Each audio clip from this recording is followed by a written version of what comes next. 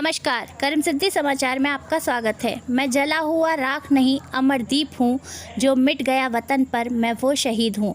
आज अमर शहीद मनोज भाटी के गांव हमारे संवाददाता पहुँचे और उनके पिता से बातचीत की, जिसमें उनके पिता ने कहा कि वे चाहते हैं अगली पीढ़ी भी देश की सेवा करे। देखिए दुष्यंत सक्सेना की खास रिपोर्ट। रक्षाबंधन वाले दिन सुबह आपको ये चीज़ पता चली तो इस गांव में क्या त्योहार को किसी लोगों ने मनाया या किसी ने नहीं मनाया। आपके परिवार में कुल 4 बच्चे हैं, जिसमें 2 बेटे आपके हमने सुना है सेना में। तो आर्मी में जो बेटा शहीद हुआ है वो सबसे छोटा था। उस बेटे का स्वभाव किस तरह का था? उसका स्वभाव बहुत बुरा था। किसी से कोई फालतू जो बोलना ना लड़ना नहीं झगड़ना नहीं। उसकी शादी हुए कितना समय? 10 महीने हुए। वो आगे आने वाले समय में क्या परिवार में कुछ खुशी का माहौल है?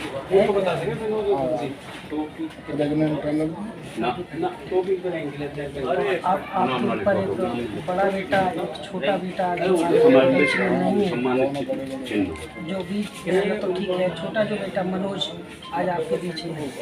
अब आपके पास उसके परिवार की आने वाली जो खुशी है उसकी जिम्मेदारी आपके सर आ रही है। आप किस तरह से उस जिम्मेदारी को बखूबी निभाएंगे?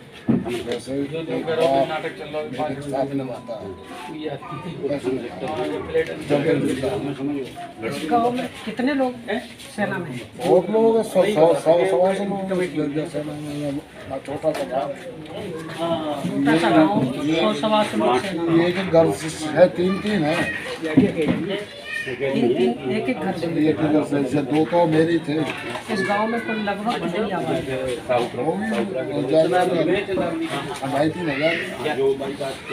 3,000 की आबादी। और 3,000 की आबादी में हर घर में लगभग 2 या 3 बेटे सेना में हैं। इस गांव की एक बहुत बड़ी महानता ये है कि इस गांव में हर परिवार ये चाह रहा है कि मैं सेना में जाकर देश की सेवा करूं। ये पूरा गांव देश में सेना के हित के लिए तत्पर है और लगातार सेना में जॉब करने के लिए लोग तत्पर हैं और खुशी भी दिखाई दे रही है। लेकिन आज ये जो मनोज भाटी के पिताजी हैं, इन्होंने जो अपनी आप बीती बताई है, परिवार के साथ जो संकट है उससे जूझ रहे हैं। भगवान इनको इस दुखद घड़ी में पूर्णतः इनको सहानुभूति दे। और मैं यही चाहता हूं कि अब आखिरी शब्दों में केवल इतना पूछना चाहूँगा कि आप अपने बेटे की सहानुभूति के बदले में आप क्या चाहते हैं? मैं यही चाहता हूँ केंद्र सरकार से और खासकर मोदी जी से, हमारे 4 जवान शहीद हुए हैं, वो इनका बदला ले। कम से कम 40 या 400 दुश्मनों को मारे तो हमारे लिए कुछ शांति आएगी। करने के लिए लोग तत्पर हैं और खुशी भी दिखाई दे रही है। लेकिन आज ये जो मनोज भाटी के पिताजी हैं, इन्होंने जो अपनी आप बीती बताई है, परिवार के साथ जो संकट है उससे जूझ रहे हैं। भगवान इनको इस दुखद घड़ी में पूर्णतः इनको सहानुभूति दे। और मैं यही चाहता हूं कि अब आखिरी शब्दों में केवल इतना पूछना चाहूँगा कि आप अपने बेटे की सहानुभूति के बदले में आप क्या चाहते हैं? मैं यही चाहता हूँ केंद्र सरकार से और खासकर मोदी जी से, हमारे 4 जवान शहीद हुए हैं, वो इनका बदला ले। कम से कम 40 या 400 दुश्मनों को मारे तो हमारे लिए कुछ शांति आएगी। मुझे वो दुख तो है, लेकिन मुझे गर्व भी बेटे पर।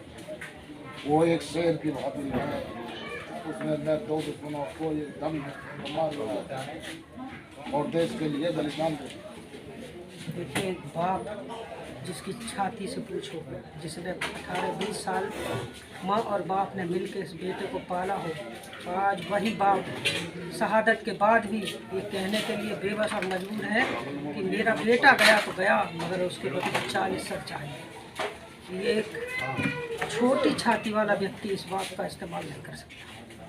जो दुखद परिस्थिति में ये परिवार जूझ रहा है, मैं एक बड़ी सीधी सी भाषा में कहना चाह रहा हूँ, ये परिवार दुखद परिस्थिति में ज़रूर जूझ रहा है, लेकिन इस बेटे की शहादत सदियों लोग याद रखेंगे, क्योंकि जिसने ये कलेजा दिखाया हो अपने बेटे का जीवन दान देने के बाद, अभी भी ये उम्मीद रख रहा है और अपने आप में ये भी चाह रहा है कि जो इसके आगे आने वाली पीढ़ी है उसके लिए आप क्या कहेंगे? उसके लिए ये कहूँगा, बस्ती है और मेरे भी 3 पोते हैं, तो वो भी सेना में जाएँ, इससे वो देश की जो सेवा करें। इससे बड़ी और बात क्या हो सकती है, जिसके 3 बेटे और जिसकी आने वाली संतान उसके लिए भी यही उम्मीद करके बैठे हैं कि हमारे जो पोते हों वो भी देश की सेवा के लिए जाएं। इतना बड़ा सीना हमें नहीं लगता हर किसी बाप का।